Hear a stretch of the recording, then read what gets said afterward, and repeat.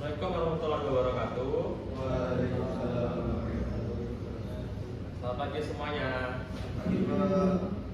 Bagaimana kabar pada hari ini? Apakah baik-baik saja? Pada sarapan belum nih?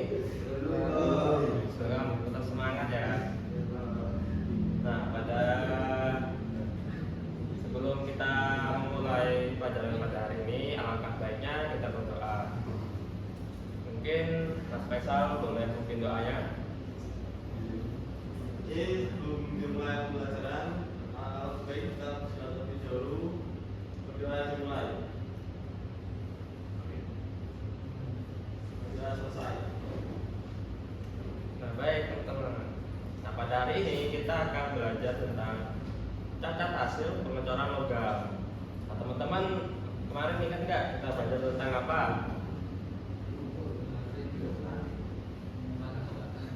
Nah, kita kemarin kan belajar tentang tracer dan tempat menunjuknya. Nah, jadi kemarin itu tracer itu untuk pencegahan dari cacat hasil pengecoran logam. Pada hari ini kita akan belajar tentang apa aja sih cacat-cacat yang terdapat pada pengecoran logam. Nah, tujuan pembelajaran pada hari ini, setelah pembelajaran, peserta didik mampu melalui dengan diskusi singkat dan tayangan gambar, peserta didik dapat mengidentifikasi minimal 3 jenis cacat umum pada hasil pengecoran logam dengan tepat. Yang kedua, melalui tayangan gambar dan jawab, peserta didik dapat menjelaskan penyebab utama dari masing-masing jenis cacat hasil pengecoran logam dengan benar. Kita masuk ke materi. Apa itu cacat cor? Cacat cor adalah ketidaksempurnaan atau diskontinuitas fisik pada hasil corak yang tidak diinginkan dan dapat mengurangi integritas struktural maupun estetika produk. Nah, jadi mungkin teman-teman bisa lihat sini ya, misalnya itu ada poli. Misalnya poli itu dari pengecoran logam.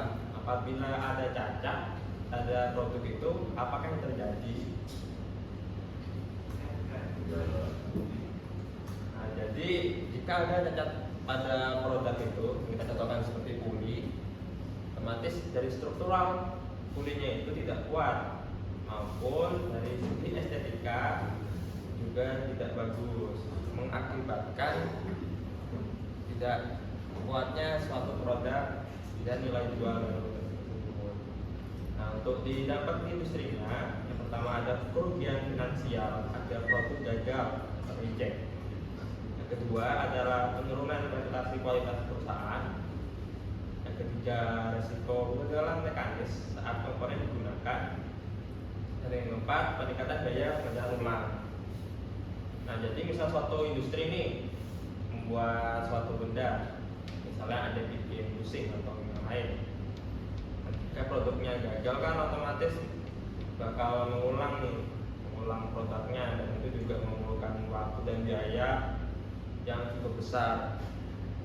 Dan juga dari situ juga misalnya ada investor atau customer yang membeli perusahaan tersebut, itu bakal nggak membeli lagi karena reputasi sudah jelek, kok barangnya ini ya tidak sesuai dengan yang dijual. Juga adapun misalnya barangnya ini sudah cacat dan dipaksa digunakan, kedepannya akan membuat kegagalan mekanis saat komponennya digunakan. Lalu kita akan membahas tentang klasifikasi cacat.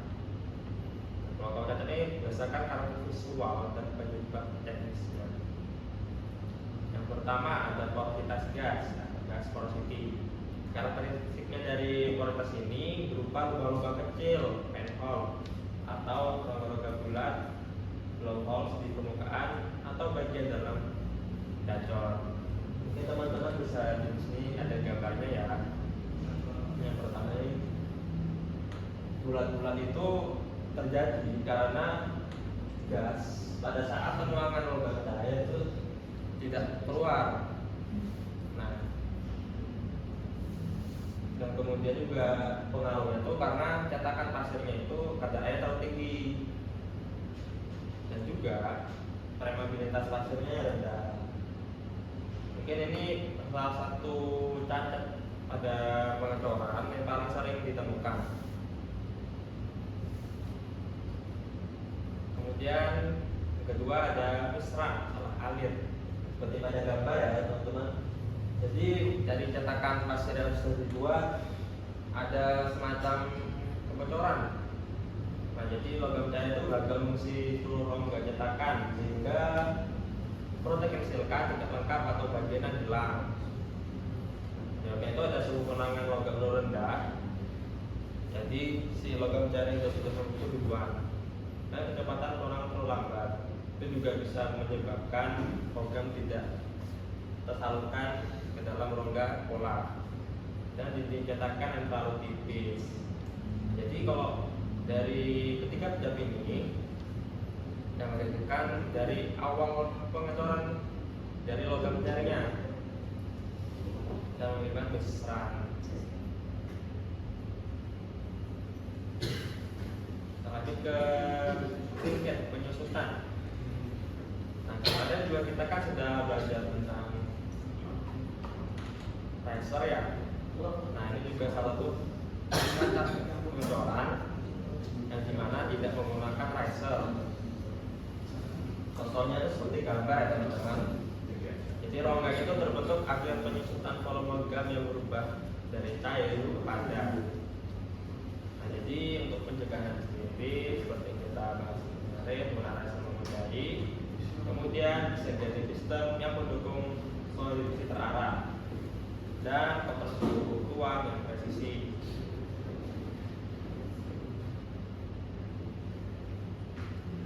Kemudian ada coulthard dan hotfills. Nah, coulthard itu terjadi ketika dua aliran logam cair bertemu namun tidak menyatu sempurna karena sudah terlanjur dingin. Nah, terlihat ada garis batas atau pendatar seperti gambar yang ini ya. Jadi ada bagian cacat yang dimana itu sudah tidak dingin, jadi tidak fusi secara sempurna. Yang kedua ada hotfills atau retakan. Nah, retakan ini terjadi saat logam masih dalam suhu tinggi akibat tegangan sisa selama proses penyusutan yang terhambat oleh kekakuan cetakan. Jadi karena ada tegangan sisa yang lebih tinggi, dan pada saat logam itu mulai dingin atau mengeras, jadi tekanan itu akan membuat retakan pada produk cornya sendiri. Itu faktor utama penyebab cacat itu ada tiga. Yang pertama ada pola atau pattern. Nah, polanya itu tidak presisi, kasar atau rusak. Dan ini akan mempengaruhi pada produk akhirnya sendiri. Yang kedua itu ada logam cair. Nah, itu yang mempengaruhi logam cair ada pertama itu suhu tuang, komposisi kimia, dan tingkat oksidasi sangat mempengaruhi fluiditas. Yang ketiga ada sistem saluran.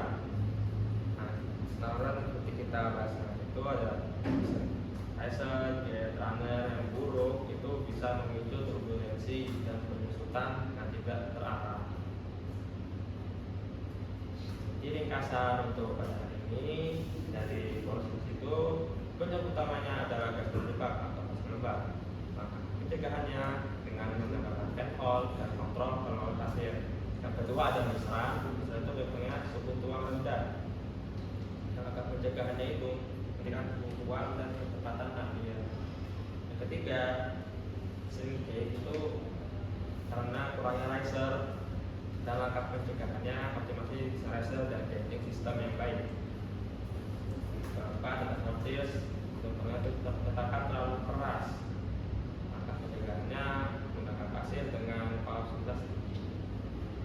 Untuk di industri sendiri yang paling sering itu adalah porositas. Yang kedua ada shrinkage, ketiga misran, coulthard, lain. Jadi yang paling sering industri adalah porositas karena dari pembangunan sendiri itu banyak yang mungkin sekian ada pertanyaan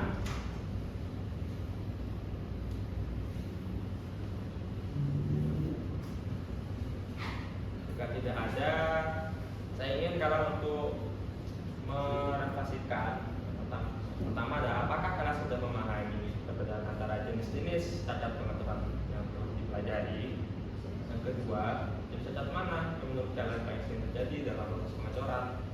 Yang ketiga, apakah tayangan gambar membantu kalian memahami materi ini dengan baik? Itu saja untuk hari ini. Kata langsung satu saja. Assalamualaikum warahmatullahi wabarakatuh.